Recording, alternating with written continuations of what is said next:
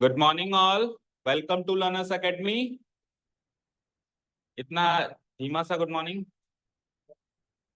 क्यों? अभी नींद नहीं खुली? तो good morning to all, good morning to online students as well. Only one student is online. So first of all, congratulations to all the Indians, all the students, all the people who consider them as देशभक्त। As an Indian हमको proud होना चाहिए कि we won the world cup last night. सबको पता ही है, वैसे बताने की जरूरत नहीं है। तो congratulations to all for that. भाई अच्छी बात है, ऐसा नहीं कह रहा हूँ कि आप बाहर जाके खेलने लग जाओ, वो बात नहीं है।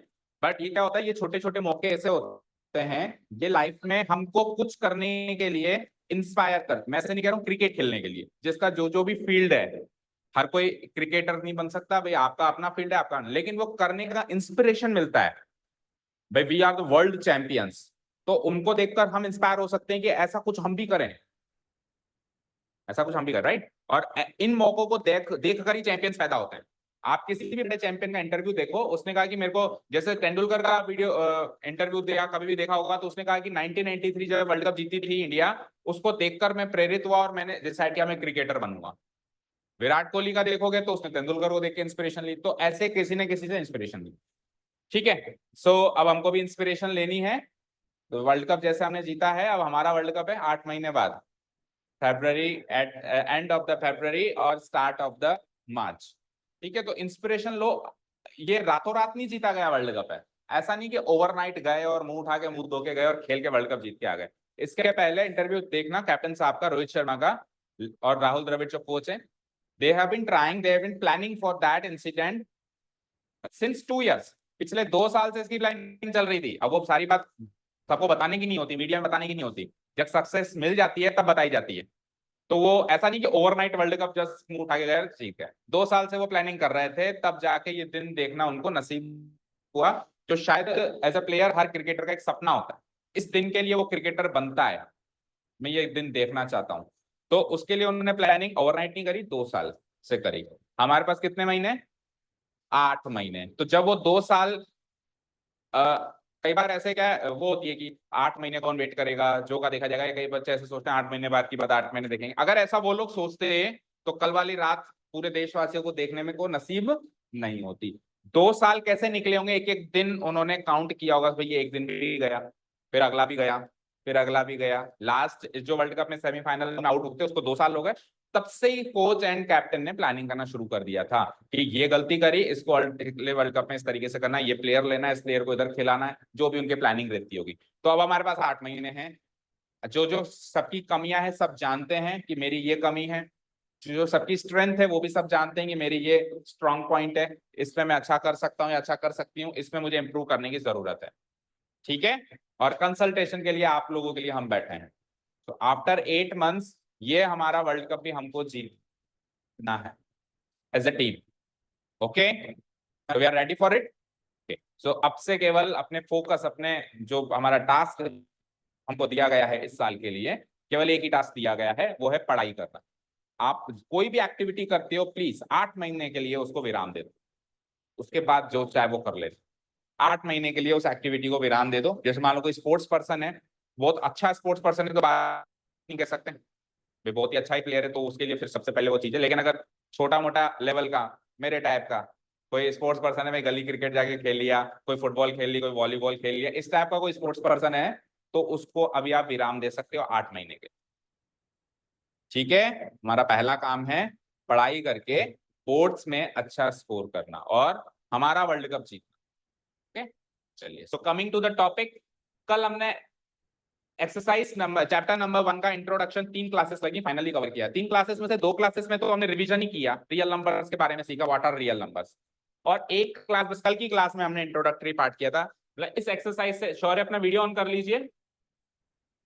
तो इंडिया वर्ल्ड कप जीते, अब तो ऐसा नहीं है ना भाई हम मुंह दिखाने लायक नहीं बचे, दिखाओ सबको मुंह। हाँ जी। सो 1.1 ये आपकी नई बुक में 1.1 है और पुरानी बुक में 1.2 थी। बिकॉज जो पहली एक्सरसाइज वो ऑमिट हो गई है। सो इसका इंट्रोडक्शन हमने कल की क्लास में कवर किया था, इस एक्सरसाइज का इंट्रोडक्शन। बाकी चैप्टर इंट्रोडक्शन हमने पिछली 2 क्लासेस में कवर किया। तो हमने क्या सीखा था, एलसीएम और एचसीएफ और फंडामेंटल थ्योरम ऑफ अरिथमेटिक, ये मेन 3 बातें थी, और एक चौथा लास्ट में रिलेशनशिप था कि 2 नंबर्स का प्रोडक्ट उनके एचसीएफ और एलसीएम के प्रोडक्ट के बराबर होता है। इन 3-4 बातों से एक्सरसाइज सॉल्व हो जाएगी। स्टार्ट करें। अब पहला क्वेश्चन कुछ भी नहीं है, फंडामेंटल थ्योरम ऑफ अरिथमेटिक लगा और इनको फैक्टराइज करो, बच्चों वाला क्वेश्चन। ठीक है, क्या कहता है, express each number as the product of its prime factors. ये सारे कंपोजिट नंबर्स हैं, बोलो, इन सारे कंपोजिट नंबर्स को प्रोडक्ट ऑफ प्राइम फैक्टर्स के रूप में एक्सप्रेस करो। फंडामेंटल थ्योरम ऑफ अरिथमेटिक कहता था, क्या कहता था, बहुत अच्छी बात कहता था कि हर एक कंपोजिट नंबर को प्रोडक्ट ऑफ प्राइम फैक्टर्स के फॉर्म में आप एक्सप्रेस कर सकते हैं। ये कह रहा है, करके बता दो। ठीक है, करें। सो कैसे करते हैं, जैसे पहला क्वेश्चन है 140, तो इसको जिस तरीके से हम फैक्टराइज करते थे, जब हमने फैक्टराइज करना सीखा था, वही टेक्निक आप इस्तेमाल कर सकते हो, या किसी के पास कोई और टेक्निक हो तो वो भी अप्लाई कर सकता है। सबसे इजीएस्ट टेक्निक होती है 140 यहाँ लिखो, 140 यहाँ लिखो, और सबसे छोटा प्राइम नंबर कौन सा होता है, टेल मी। 2 से इसको डिवाइड करो, अगर डिवाइड हो रहा है तो हो रहा है। तो 2 से कितनी बार जाएगा, अगेन देखो, अगर 2 से डिवाइड हो रहा है, हो रहा है, नहीं हो रहा, हो रहा है, 35। अब 2 से डिवाइड हो रहा है क्या, ना, तो 2 से अगला प्राइम नंबर पकड़ो, कौन है, 3 नहीं है क्या बीच में, है, तो पहले उसको चेक करना है। 3 से मैंने चेक किया, उससे डिवाइड नहीं हुआ, इसलिए मैं पहुंचा 5 पे। 5 से डिवाइड हो रहा है, 5 7 या 35, और 7 अब खुद से ही डिवाइड होगा। 7 खुद, जैसे प्राइम नंबर मिल जाए तो प्राइम नंबर तो खुद से डिवाइड होता है ना, तो 7 अब अकेला 7 से डिवाइड होगा। इस प्रोसेस को चलाते जाओ जब तक 1 नहीं मिल जाता, 1 मिल गया स्टॉप हो जाओ। सो मैं क्या लिख सकता हूँ, सो 140 इक्वल टू क्या लिख सकते हैं, नीचे से लिख दो, ये क्वेश्चन लिख दिया था मैंने। सो 140 कैन बी रिटन एज, 2 कितने दिखाई दिए मुझे बताओ, ऐसे लिखो, देखो, सो यूजिंग, थ्योरम का नाम भी लिखो, using fundamental theorem of arithmetic, fundamental theorem of, ये छोटी मोटी चीजें लिखने से हमको याद रहता है कि फंडामेंटल थ्योरम ऑफ अरिथमेटिक क्या थी, नहीं तो हम लिखते नहीं है ना। तो थ्योरम ही इतनी सरल थी कि उसको याद करना हम हमारे लेवल का काम नहीं समझते हैं। हमको लगता है छोटी मोटी चीज मैं याद करूंगा क्या, थ्योरम ही इतनी इजी थी। तो क्या होता है, ये आधे एक नंबर का ट्रू फॉल्स का इक्वेशन बन जाता है, और उस टाइम याद नहीं आती क्या थी यार। और बार बार लिखना है, जैसे 4 क्वेश्चन में मैं लिख दूंगा using fundamental theorem of arithmetic, कई लोग बच्चे होमवर्क में करेंगे, या अगर जाकर फेयर करोगे तो फिर वो सबकॉन्शियस माइंड में फीड हो जाएगी कि ये फंडामेंटल थ्योरम ऑफ अरिथमेटिक। ठीक है, so fundamental theorem of arith, using fundamental of theorem of arithmetic, arithmetic की स्पेलिंग सही लिखेंगे,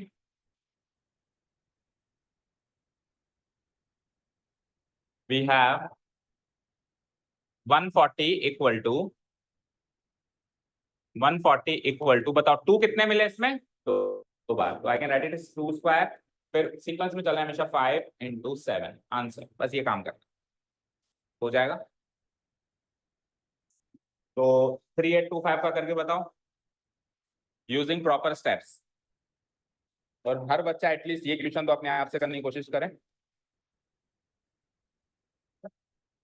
इधर आगे कोई नहीं बैठना चाहता, आगे की 2 बेंचेस पे कोई बैठना चाहता है क्या, नो वन।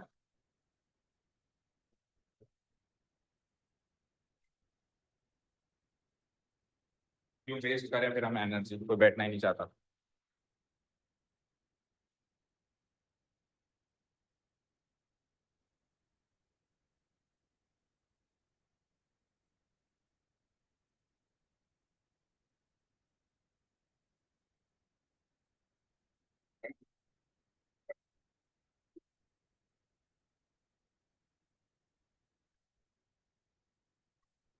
आपको उम्र भर याद रहेगी ये इंसिडेंट, कि जब मैं क्लास 10th में था तब इंडिया वर्ल्ड कप जीती थी। अपने पोते पोतियों को बस सुनाओगे आप ये स्टोरी। पता है भारत हिंदुस्तान विश्व कप कब जीता था, जब मैं 10वीं में था। अगले दिन हमारी मैथ्स की क्लास थी, सुबह सर ने 7 बजे बुलाया था, सब याद रहेगा।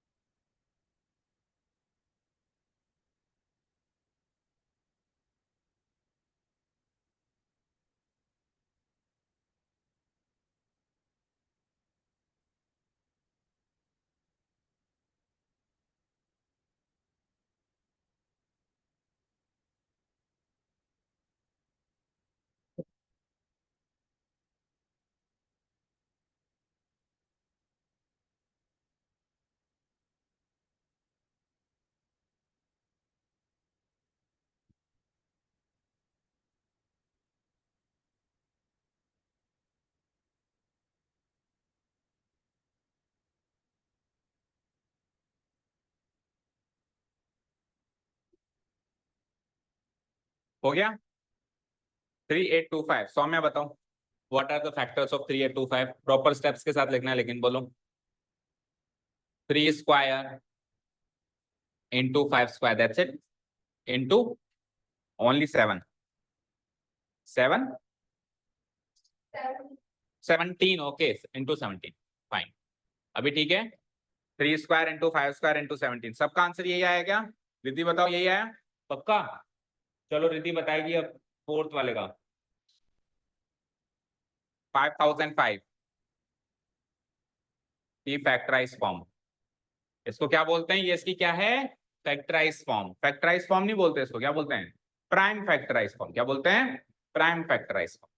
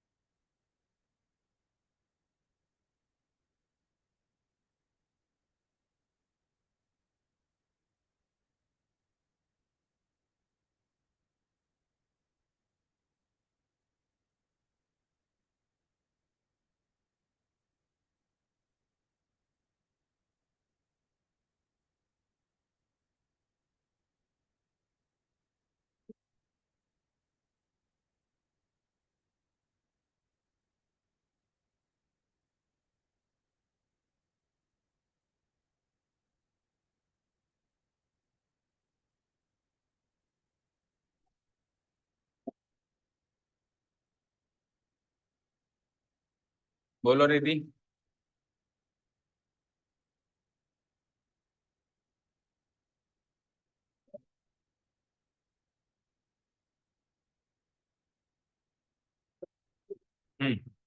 बोलो। 5005 है, हाँ उसमें 5 तो आएगा ही, बोलो आगे। इंटू 10001, क्योंकि 1001 खुद एक प्राइम नंबर है, इसके फर्दर टुकड़े नहीं हो सकते, तो 5 इंटू 10 हो सकते हैं क्या? देखना आंसर, हो सकते हैं, ऐसा लग रहा है मुझे 10 हो सकते, 11 से होते हैं, यस हो सकते हैं। तो आपने क्या किया फिर ये रिद्धि? 1001 को काटने की कोशिश नहीं करी? देखो इधर देखो, 5 से काटा आपने, तो अब दोबारा 5 से तो नहीं कट रहा है। 5 से अगला प्राइम नंबर कौन सा होता है? 7 से ट्राई करो, और 7 से नहीं कट रहा है, तो 7 से अगला प्राइम नंबर कौन सा है? 7 से अगला प्राइम नंबर कौन सा है? 11, तो फिर 11 से काटो। केवल शक्ल देख के नहीं डिसाइड करना कि सर नहीं हो रहा है तो। चलो 7 से नहीं हो रहा तो 11 से ट्राई करो, 11 से नहीं हो रहा तो अगला प्राइम नंबर कौन सा होता है? 13, उससे ट्राई करो, उससे नहीं हो रहा तो 17 से, उससे नहीं हो रहा तो 19 से, उससे नहीं हो रहा तो 23 से, 20। कल प्राइम नंबर्स लिखने के लिए कहे थे मैंने, लिख के लायो? 1 से लेकर 100 कितने प्राइम नंबर्स होते हैं? 25 होते हैं, लिख के लायो? आखिरी प्राइम नंबर कौन सा है 1 से 100 में? क्यों लिख के लाए और याद नहीं है? नहीं लिख के लाया मतलब क्या है आखिरी? फिर याद हो जाना चाहिए ना, लिखवाने का पर्पस क्या था भाई? आपको याद हो जाए। क्या है आखिरी प्राइम नंबर? 80। 83 के बाद कोई प्राइम नंबर नहीं मिला आपको? फिर तो आपके 25 क्या 24 ही हुए वो तो, और 23 ही हुए। 83 के बाद 89 है, और 89 के बाद आखिरी प्राइम नंबर है 97। 100 तक की गिनती के अंदर 97 किसकी टेबल में आता है बताओ जरा? 89 किसी की टेबल में आता है? तो 83 के बाद तो 89 भी है, तो आपने तो 23 ही लिखे, मतलब दो तो लिखे नहीं आगे के। 1 से 10 की गिनती में कितने प्राइम नंबर हैं? बोलो। 1 से 10 की गिनती में कितने प्राइम नंबर हैं? 2, 3, 5, 7, 4 प्राइम नंबर तो पहले 10 में ही है। फिर बताओ आगे बोलो, 11 से 20 में कितने हैं? 11, 13, 17, 19, 8 तो इधर ही मिल गए, 8 तो इधर ही मिल गए। आगे बोलो, 21 से 30 की गिनती में कितने प्राइम नंबर हैं? 23 एंड 29, दो ही मिलेंगे।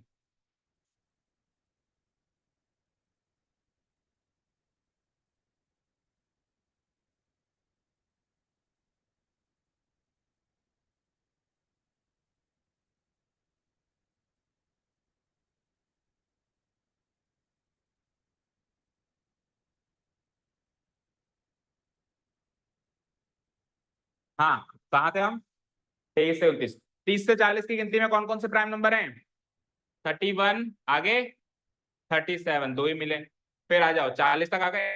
40 से 50 की गिनती में 41, 47, 43, यस 43 एंड 47, 50 तक हो गए। 51 से 60 की गिनती में कौन कितने प्राइम नंबर्स हैं? दो, कौन कौन से? 53 एंड 59। 60 से 70 की लाइन में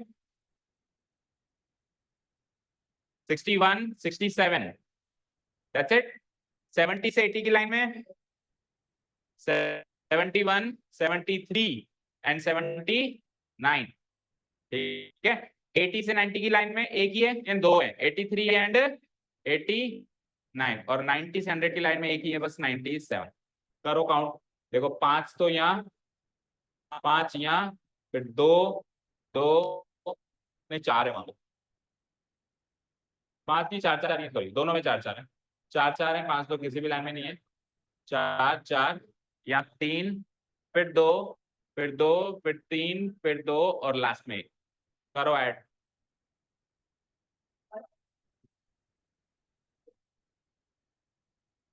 4 and 4, 8 and 2, 12, 8 and 2, 10 and 2, 12, 15, 17, 19, 19 plus 3, 22, 22 plus 2, 24, 24 plus 1, 25। ठीक है, ये प्राइम नंबर्स याद होंगे तो अभी आपको जो फैक्टराइज करना, एलसीएम निकालना, उसमें आसानी होगी। तो ये प्राइम नंबर्स याद हो जाने चाहिए, ठीक है। ओके, कर दो उसको डिलीट। चलो, रिया क्या हुआ, लेट कैसे हो गए? नींद नहीं खुली? वर्ल्ड कप देख रहे थे? वर्ल्ड कप देख रहे थे? हाँ, T20 वर्ल्ड कप ही था ना, देख रहे थे? तो फिर मैसेज डाला था मैंने, सुबह जल्दी आना है, भूल गए? Okay, find the LCM and HCF of the following pairs of एक क्वेश्चन जो बच रहा है, जो भी बच रहे हैं होमवर्क कर लेना। कितने बच रहे हैं? 5th एंड 4th सेकंड, इन दोनों को मार्क एज होमवर्क, मार्क कर लो, होमवर्क करना है विद प्रॉपर स्टेप्स। चलते हैं नेक्स्ट क्वेश्चन पे। Find the LCM and HCF of the following pairs of the following pairs of integers, verify that LCM into HCF equal to product हो। तो last जो theorem सीखी थी कल जाते जाते, कि अगर हमको दो नंबर्स गिवन है, जैसे पहले क्वेश्चन में दो नंबर्स गिवन है, तो इनका जो प्रोडक्ट होगा, इनके LCM और HCF का प्रोडक्ट के बराबर होगा। इनका खुद का प्रोडक्ट इनके LCM और HCF के प्रोडक्ट के बराबर होगा, ऐसा वेरीफाई करके दिखाना है, प्रूव करके दिखाना है। इसके लिए पहले LCM HCF निकालना पड़ेगा इनका, और निकाल के फिर वेरीफाई करना पड़ेगा। और जब हम LCM HCF निकाल रहे हैं, तो अगर वो कुछ नहीं कहता है कि किस मेथड से निकालो, तो बाय डिफॉल्ट है किससे निकालना है? Prime factorization method. यही फंडामेंटल थ्योरम ऑफ अरिथमेटिक को यूज करके निकालना है। वैसे HCF निकालने का एक मेथड और होता है, जो अगेन आपके कोर्स से कट चुका है, बट फिर भी देखेंगे, अगर टाइम मिला तो उसको कवर करेंगे। अभी तो हमको एक ही मेथड है, यानी हमारे लिए कोर्स में तो प्राइम फैक्टराइजेशन मेथड कह लो या फंडामेंटल थ्योरम ऑफ अरिथमेटिक को यूज करना कह लो। चलो, तो फर्स्ट क्वेश्चन इज 26 एंड 91। वो यूक्लिड्स डिवीजन लेमा जो था, Euclid's division lemma, Euclid's division algorithm जो पहली साइज है, उस पर बेस्ड था वो HCF वाला एक और मेथड। तो 26 एंड 91 पहला क्वेश्चन। तो हम कुछ नहीं करेंगे, 26 एंड 91 को पहले करेंगे फैक्टराइज तबियत से। 2 से 13 बार, 13 से 1 बार, और 91 को करो सीधे 7 से जा रहे, तो 7 1 7, 13 बार, और फिर 13 से 1 बार, दैट्स इट। और ये वाला वर्क जरूरी नहीं है शो करना, आप रफली भी कर सकते हो, ठीक है। ये जो है आप रफली करके डायरेक्ट भी लिख सकते हो, जरूरी नहीं आपको पेयर में शो करना, ठीक है। हाँ, so using fundamental theorem of arithmetic we have, ये हमेशा लिखना है जब भी आप फैक्टराइज फॉर्म लिखो, एटलीस्ट इस चैप्टर में, इस चैप्टर में जब भी आप किसी भी कंपोजिट नंबर की फैक्टराइज फॉर्म लिखो, तो आपको ये लिखना है using fundamental theorem of arithmetic. बाकी इस चैप्टर के बाद चाहे लिखो मत, देखो चैप्टर में जरूर लिखना।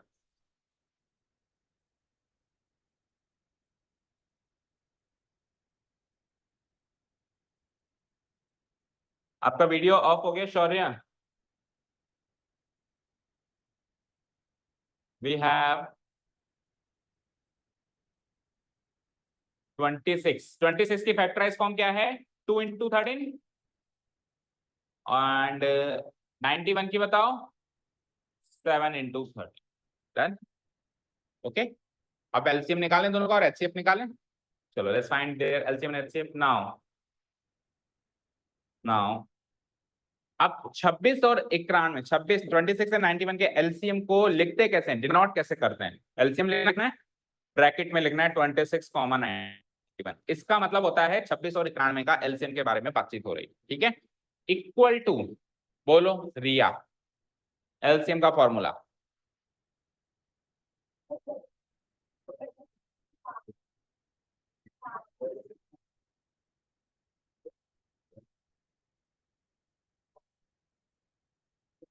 सबने पन्ने पलटने शुरू कर दिए?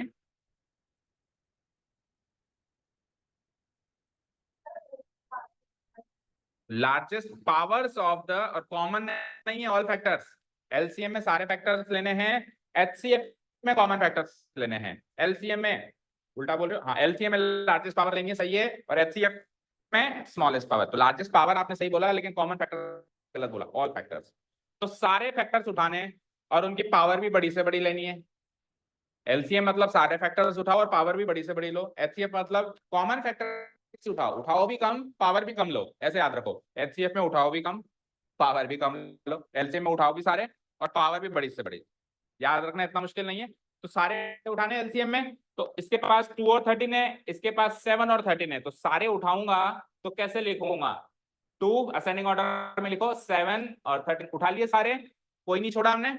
अब इनकी पावर बड़ी से बड़ी, तो सबकी पावर है ही 1, तो बड़ी से बड़ी 1 ही है। यहाँ तो पावर 1 से ज्यादा किसी की है ही नहीं ना, तो पावर सबकी 1 ही रहेगी। यहाँ पे बड़ी से बड़ी भी 1 ही रहेगी, छोटी से छोटी भी। मान लो यहाँ पे 13 का स्क्वायर होता और यहाँ पे 1 होती, तो फिर बड़ी पावर नोट होती, 13 का स्क्वायर नोट होता। बट ऐसा नहीं है ना, अभी तो दोनों जगह 13 की पावर 1 है, तो बड़ी भी यही है और छोटी भी यही है। तो 2 × 7 × 13, इसको मल्टीप्लाई करो, दिस इज द एलसीएम, करो मल्टीप्लाई। कितना आया?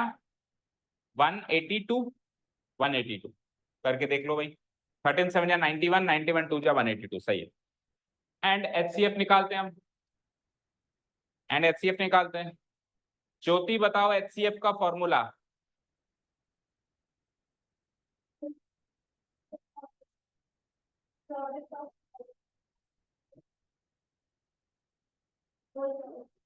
कॉमन फैक्टर्स, एचसीएफ में कॉमन फैक्टर्स के स्मॉलेस्ट पावर का प्रोडक्ट करना है।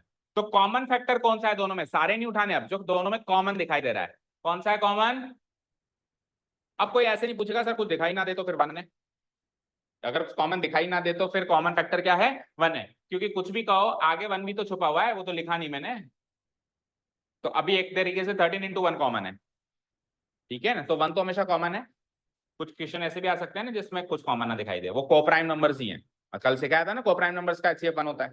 ओके, सो 13 13 कॉमन आ गया। अब पावर, जैसा कि मैंने कहा, ए की पावर है तो स्मॉलेस्ट भी वही है और लार्जेस्ट भी वही है, तो 13 की पावर 1 यानी 13 इज द आंसर। एचसीएफ आ गया, एलसीएम आ गया। अब आपको प्रूव करके दिखाना है एक रिलेशनशिप जो हमको गिवन। नाउ हमको ये प्रूव करना है, क्या प्रूव करना है? प्रोडक्ट ऑफ, या ऐसे लिखो, ए इंटू बी, दो नंबर्स को मैं ए और बी मान लेता हूं। कंपोजिट नंबर्स को जनरली एबीसी से डिनोट किया जाता है, तो 2 है तो ए और बी, 3 है तो एबीसी। ये ए इंटू बी इक्वल होगा ए बी के एलसीएम से और ए बी के एचसीएफ के प्रोडक्ट से, ठीक है। ए इंटू बी मतलब नंबर्स का प्रोडक्ट, एचसी एलसीएम ए कोमा बी और एचसीएफ ए कोमा बी का मतलब इनके एलसीएम और एचसीएफ का प्रोडक्ट। तो जो जो जहां जहां वैल्यू है पुट अप करें और एलएचएस को आरएचएस के बराबर प्रूव करने की कोशिश करें, जो कि होना ही है। दैट इज, तो दो नंबर्स कौन कौन से? 26 और 91। तो ए तो ले लो 26 और बी ले लो 91। यहाँ पे आ जाओ, ए बी की वैल्यू रखो, एलसीएम ऑफ 26 एंड 91 हो जाएगा ये, into HCF of a comma b की वैल्यू ले लो, यानी एचसीएफ ऑफ 26 एंड 91 हो जाएगा ये। ओके, अब 26 × 91 करो गरिमा। एलसीएम ऑफ 26 एंड 91 में निकाल के बैठा हूं, क्या निकाल के बैठा हूं? 182। एंड एचसीएफ भी we have already found out 13, ठीक है। मयंक 182 × 13 करो, और गरिमा आपको 26 × 91 करना है।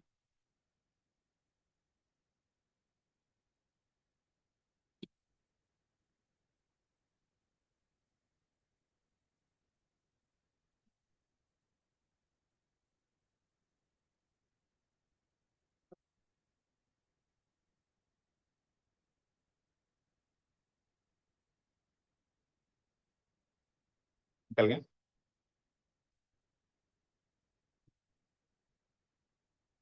मेहुल मल्टीप्लाई करना भी सिखाएगा उसको। हाँ, गलत कर रहा है तो मल्टीप्लाई की करने के लिए भी तो उसकी हेल्प करेगा। खुद तो टॉप करके बैठा है। आप अपने फ्रेंड की मदद वहां करो जहां करनी चाहिए। मल्टीप्लाई तो एटलीस्ट उसको खुद को करने दो। क्या किया 182 इंटू 13? क्या किया 2 3? इधर नहीं आएगा, इधर आएगा, फिर उधर क्या आएगा? बेटा दोनों बराबर आने ना, तभी तो प्रूव होगा। बोलो 182 इंटू 13 क्या होगा? 2 3। तो ये बड़ा इनोसेंट सा सवाल था। 2 3 6 6। और आपका भी 26 इंटू 91 क्या आया बेटा? सेम आया 2 3 6 6। सेम आएगा बेटा। तभी तो मैं दो अलग अलग बच्चों को कहा भाई आप ये करो आप ये करो, हमको ये तो प्रूव करना है कि दोनों बराबर आ रहे हैं या नहीं आ रहे। नहीं तो अगर मैं एक ही बच्चे को कहता ना, तो या तो वो ये करता या वो करता, या वो फिर वो करता और चुपचाप लिख देता। ये सपोज करो 26 इंटू 91 2366 आ गया, तो वो चुपचाप उधर भी 2366 लिख देता, क्योंकि पता है बराबर आना है। दो अलग अलग प्रोडक्ट नहीं करता ना, इसलिए दो अलग अलग बच्चों को कहा गया। ठीक है, इसका आगे स्पेस नहीं है, आप एक लाइन और लिखना। So LHS equal to RHS equal to RHS hence prove.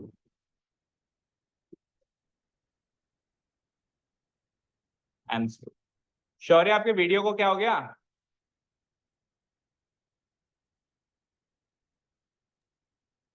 Sir network थोड़ा अनस्टेबल चल रहा है। नेटवर्क नहीं आ रहा? हाँ सर, थोड़ा अनस्टेबल चल रहा है।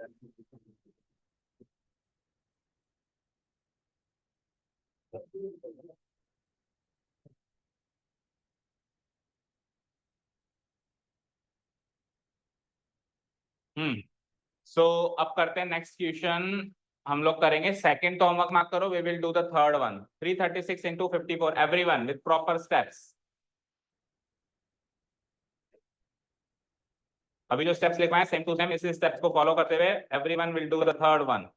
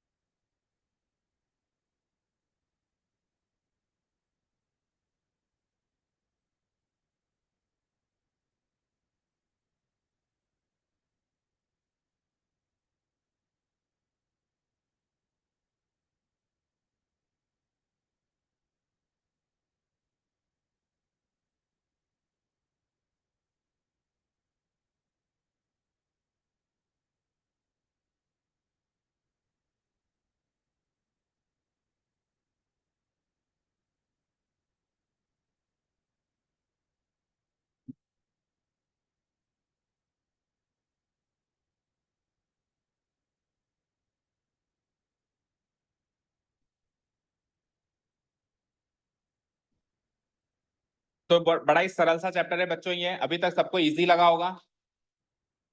तो इसके जो टेस्ट होगा उसमें everyone will try to come at least in the top 5 of the rank list. Top 5 की ट्राई करो पहले, जो नीचे आ रहे हैं जो ऊपर नहीं आ पा रहे हैं, धीरे धीरे स्टेप बाय स्टेप पहले टॉप 5 की ट्राई करो। और टॉप 5 में जो हैं, जैसे कुछ बच्चे हैं जो सेकंड थर्ड पे अटके हुए हैं, शौर्य दुबे जैसे, ठीक है, वो ट्राई करो कि वो टॉप कर सकें। बिकॉज देखो, मेहुल ने क्लास 9th में मेरे को याद नहीं कभी टॉप किया था, किया था क्या? नहीं किया था। पूरी क्लास 9 के एक भी टेस्ट में टॉप नहीं किया था, लेकिन क्लास 10th में उसने अचानक से आउट ऑफ द वे जाके, किसी ने एक्सपेक्ट नहीं किया था, और टॉप किया। सो कोई भी कुछ भी कर सकता है। दिस इज द प्रूफ कि कोई भी कुछ भी कर सकता है। Nothing is impossible for anyone to do.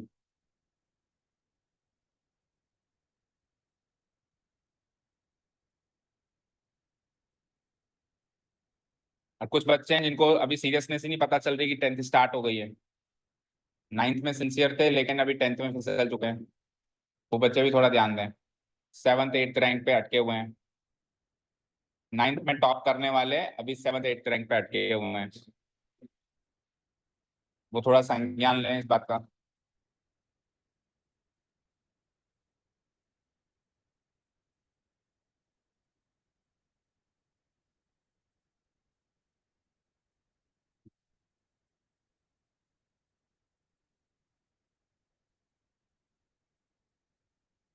तारिश आपकी कौन सी रैंक है? तारिश कौन सी रैंक है? थर्ड। सेकंड पे कौन है? नंदिनी।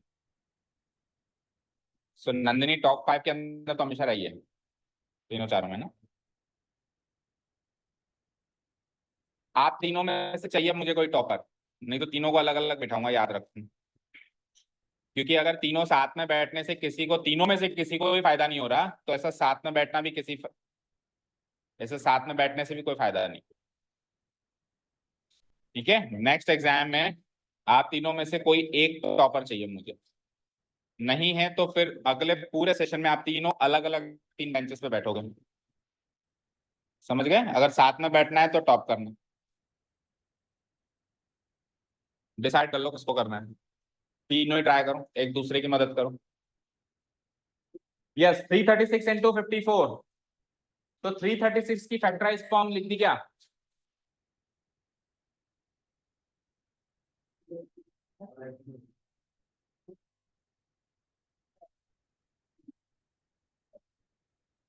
टू से उड़ाया पहले, कितना मिला? 2 1 जा 2, 13, 2 6 जा 12, 16, 2 8 जा 16। फिर अगेन 2 से उड़ाया, कितना मिला? 84। फिर अगेन 2 से 42। कई बच्चे तो 128 डिवाइडेड बाय 2 जो है 24 लिखते हैं क्या कुछ बच्चे? Look at the screen. अब मैं क्या करूं ऐसे बच्चों का? नहीं लिखते? टेस्ट नोटबुक खोलो अपनी। पता नहीं तो कौन देखेगा अपनी गलतियों को? किसके लिए मार्क करके रखी है मैंने आपकी गलतियां? 120 डिवाइडेड बाय 224 मैंने किया है पिछले टेस्ट में। 42 डिवाइडेड बाय 2 क्या होता है? 21। मतलब टेस्ट नोटबुक को घर जाके खोल के भी नहीं देखना कि मैंने क्या गलतियां करी है। फिर ठीक है, नेक्स्ट टाइम से चेक भी मत करवाना। जिसको देखनी नहीं है वो चेक भी क्यों करवा रहा है? ले जाओ घर पे अपने साथ ही, अपने आप ही चेक करो।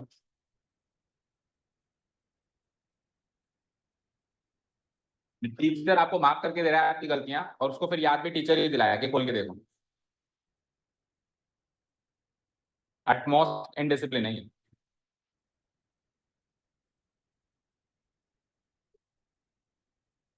आज घर जाके सब अपनी अपनी नोटबुक्स खोल के देखेंगे पिछले टेस्ट में क्या क्या गलती करी है। कल मैं आके पूछूंगा, क्योंकि मुझे तो याद है एक एक की गलतियां, फिर मैं पूछूंगा।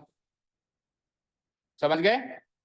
पूरे टेस्ट पेपर का एनालिसिस करना है खुद के का, जहां जहां गलती है उसको चेक करना है, रेड मार्क किया हुआ है जहां पे। 336 की फैक्टराइज फॉर्म कितने बार 2 है? 1 2 3 4, 2 की पावर 4। 3 एक बार है, 7 एक बार है, और 1 भी है, लेकिन 1 लिखना कोई खास जरूरी नहीं है। जब कुछ कॉमन ना मिले तब 1 लिखना। अभी तो कॉमन देखते मिल जाए क्या पता। मान लो कुछ कॉमन नहीं मिलता है तो फिर इंटू 1 भी लिख देना उस केस में, ठीक है? क्योंकि वैसे प्राइम फैक्टर्स लिखते हैं तो 1 प्राइम नंबर नहीं है ना। चलो आगे बढ़ते हैं। सेकंड क्या है? 54। 54 को फैक्टराइज किया क्या? पहले 2 से उड़ाओ, 27। अब किससे जाएगा? 3 से। अगेन किससे जाएगा? 3 से, और अगेन 3 से, तो बस खत्म। 2 इंटू 3 का क्यूब, फाइन। 3 बार 3 आ रहा है तो 3 का क्यूब। चलो अब निकालें दोनों का एलसीएम एचसीएफ। रेडी?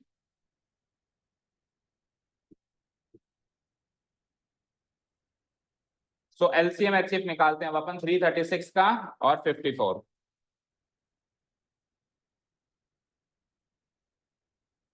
तो देखो सब लोग स्क्रीन पे आ जाओ।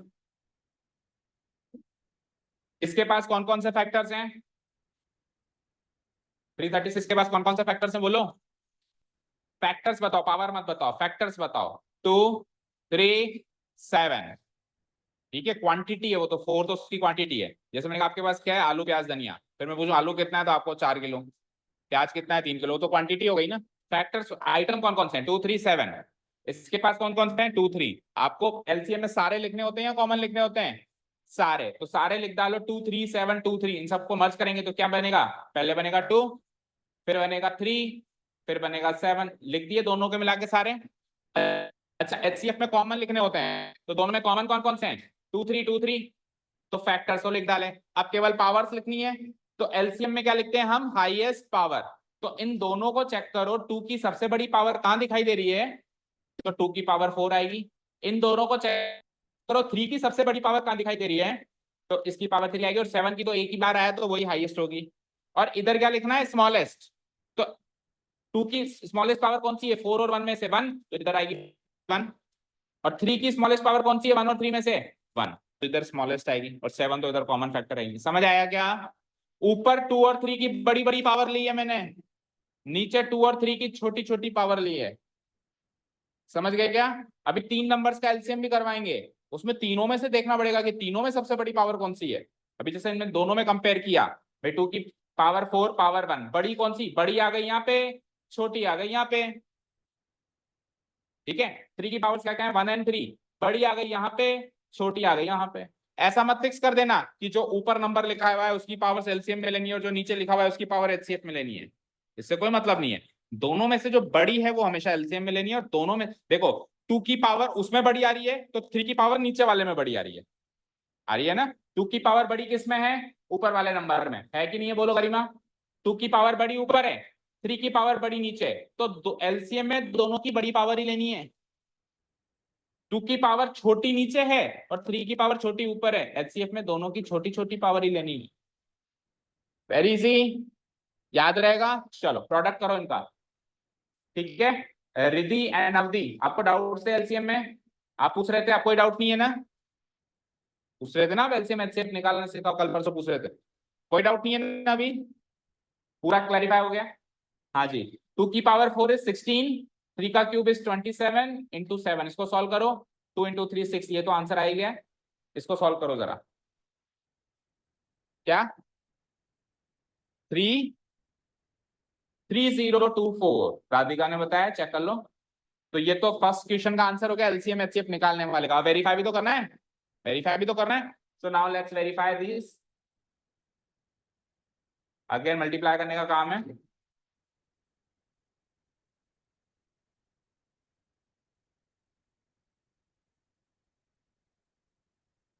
सो दो नंबर्स कौन कौन से हैं आपकी बार, 336 एंड 54। तो ए की वैल्यू 336, बी की वैल्यू 54, ए की वैल्यू 336, बी की वैल्यू 54, ए की वैल्यू 336, बी की वैल्यू 54। नोट हो गए सब जगह। अब यहाँ पे 336 इंटू 54 करना है, और एलसीएम क्या निकाला है आपने, 3024, एचसीएफ क्या निकाला है आपने, 6। डन।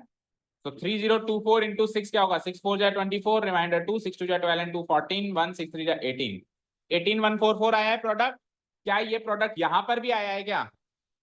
अब कुछ बच्चे तो लिख देंगे चुपचाप, और कुछ बच्चे जिनको टेंशन होगी कि एग्जाम में तो मुझे ही लिखना है, वो लिख के करके देखेंगे। द चॉइस इज योर्स, कौन सी कैटेगरी के बच्चे बनना चाहते हो, करके देखने वाले या कॉपी पेस्ट करने वाले। 18144 हो गया, LHS इक्वल टू RHS। अच्छा, कल अपन ने कुछ फैक्ट्स भी देखे थे, वो फैक्ट्स भी इधर एनालाइज करो। एलसीएम जो होता है वो गिवन नंबर से कभी भी छोटा नहीं हो सकता, एचसीएफ जो होता है वो गिवन नंबर से कभी भी बड़ा नहीं हो सकता। तो बोलो एलसीएम क्या निकला मेरा, 3024। क्या ये गिवन नंबर से छोटा है क्या, बड़ा ही है ना, देखो गिवन नंबर से छोटा नहीं हो सकता, बराबर हो सकता है या बड़ा रहेगा, हमेशा मोस्टली केसेस में तो बड़ा ही रहता है। एचसीएफ जो है वो गिवन नंबर से छोटा ही रहता है, मोस्टली केसेस में ये ज्यादा बराबर हो जाएगा, लेकिन इससे बड़ा नहीं होगा। तो वो फैक्ट भी यहाँ पे वेरीफाई करते हुए चलना, जो रिजल्ट हमने देखे। ये ट्रू फॉल्स के क्वेश्चन बनते हैं कि एलसीएम गिवन नंबर से बड़ा या बराबर या छोटा।